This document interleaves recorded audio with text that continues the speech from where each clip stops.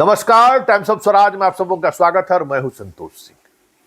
और आज हम टाइम्स ऑफ स्वराज में चर्चा कर रहे हैं कि जब कभी भी नीतीश बीमार होते हैं या फिर राजगीर जाते हैं तो चर्चा शुरू हो जाती है कि कुछ खेला होवे क्या। अभी तक जितने बार मतलब एक होता है ना कि अपराध का एक खास शैली, जब पुलिस किसी मामले का जांच करता है ना तो अपराधी तक कैसे पहुंचता है, एक खास शैली को पकड़ता है कि अरे ये शैली इस गैंग के का लोग करता है, ये शैली और फलाना गैंग इसी तरीके से घटना को अंजाम देता है। उसी तरीके से नीतीश के सत्ता बदलने पर या पलटने पर जो उनकी शैली रही है, उनकी शैली यही रही है कि अगर कुछ करना है तो उससे पहले बीमार पड़ जाते हैं, कुछ करना होता है तो उससे पहले राजगीर चले जाते हैं मनन के लिए, कुछ करना होता है तो लोगों से मिलना छोड़ देते हैं, कुछ करना होता है तो बाहर निकलना बंद कर देते हैं, कुछ करना होता है तो मीडिया के सवाल जवाब से दूर भागने लगते हैं।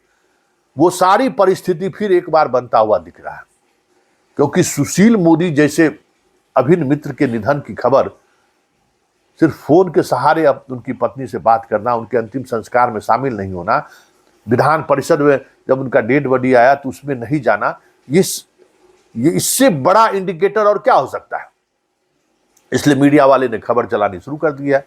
फिर आप गौर करिए कि तेजस्वी का बयान, तेजस्वी जिस तरीके से बयानबाजी करना शुरू किया है, गौर करिए फिर जिस तरीके से उसी अंदाज में क्रिया प्रतिक्रिया शुरू हो गई है। कहा जा रहा है कि अशोक चौधरी, विजय चौधरी और संजय झा को फिर से अलग किया जा रहा है, उनसे कुछ दूरी बना ली है मुख्यमंत्री ने, क्योंकि ये लोग बीजेपी की टीम में जब जाना होता है तो ये लोग अगुवाई करते हैं, दूसरी टीम है वो जब बीजेपी के छोड़ना रहता है तो वो टीम अगुवाई करते हैं, तो वो अलग अलग टीम है। तो आजकल ऐसे टीम जो बीजेपी से दूरी बनाने वाली जो टीम इनकी रही है, उनसे इन दिनों थोड़े मुलाकात का फ्रीक्वेंसी थोड़ा बढ़ गया है, इसीलिए अटकलें फिर तेज हो गई है कि नीतीश कुमार बीमार हुए हैं तो फिर कहीं तख्ता पलट तो नहीं होना है। लेकिन सबसे बड़ी बात यह है कि आज की तारीख में अब नीतीश कुमार में न वो हैसियत रही और न वो ताकत रही। आज अगर वो चाहे कि हम इस तरफ से उस तरफ चल जाएं तो हमें लगता है कि अधिकांश विधायक इनका साथ छोड़ देगा।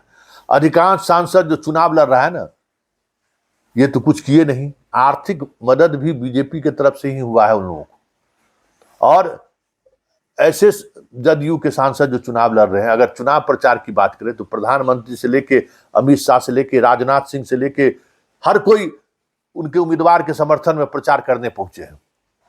और अब उम्मीदवार भी अगर जहां चुनाव लड़ रहा है तो नीतीश कुमार का फोटो इतना रहता है तो मोदी का इतना बड़ा फोटो रहता है, वो आप देख लीजिएगा। नीतीश से ज्यादा जयकारा जो है मोदी का लगवाता है वो लोग। पार्टी इनके हाथ से, जैसे सरकार इनके हाथ से दीपक कुमार जैसे लोग ले लिए हैं, दीपक जो चाह रहे हैं वही कुछ हो रहा है, उसी तरीके से पार्टी भी इनके हाथ से निकल चुकी है। अब पार्टी में कुछ बचा हुआ नहीं है। विजेंद्र यादव जैसे कुछ वफादार लोग बचे हुए हैं, विजय चौधरी की भी वफादारी पर सवाल खड़ा नहीं किया जा सकता है। उस संकट की घड़ी में हमें लगता है कि विजय चौधरी भी कहीं खड़े दिख जाए तो कोई बड़ी बात नहीं होगी। विजय चौधरी का एक अपना इमेज रहा है, लेकिन चीजें बदल रही है, ये साफ दिख रहा है। और उसकी वजह भी है, प्रधानमंत्री के नॉमिनेशन में नहीं जाना, खास आग्रह प्रधानमंत्री के द्वारा किया गया था।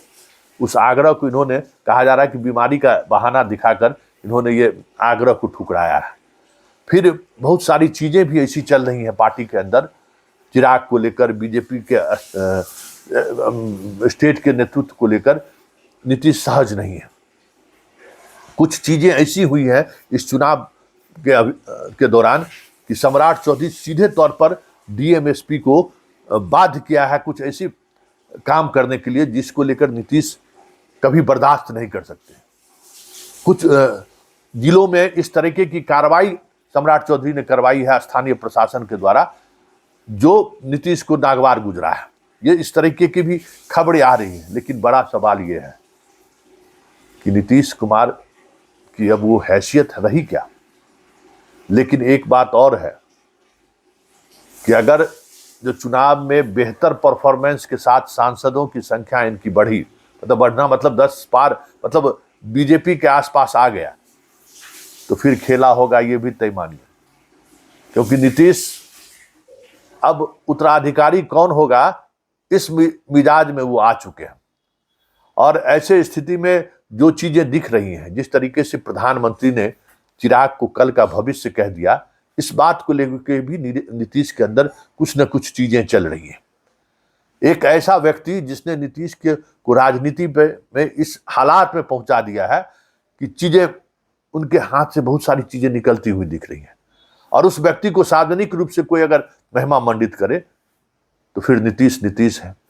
भले वो मानसिक तौर पर अस्थिर हो चुके हैं, मानसिक तौर पर कमजोर हो चुके हैं, फिर भी सम्राट चौधरी जैसे नेता भी कहते हैं कि अभी भी बहुत दिमाग कम था, बस 10 से 20% काम कर रहा है, लेकिन भाई यही साथी वाला दिमाग है। देखिए आगे आगे होता है क्या है, लेकिन इतना तय है कि 2 जून के बाद बिहार में खेला होगा, और खेला क्या होगा वो भी देखने वाली बात होगी। एक संभावना यह जताई जा रही है कि साथ चुनाव करने से भले मोदी इनकार कर दिया हो, लेकिन विधानसभा भंग करने को लेकर नीतीश ने मन बना लिया है, ये भी खबर आ रही है। देखिए ये सब कुछ निर्भर करेगा चुनाव परिणाम पर कि 2024 के लोकसभा चुनाव में का परिणाम क्या होता है, और मोदी कितने मजबूत होते हैं या फिर मोदी कमजोर होते हैं। ये 2 पक्ष देखने वाली बात होगी। मतलब मोदी के मजबूत होने पर या कमजोर होने पर नीतीश की अगली रणनीति होगी, ये तय है।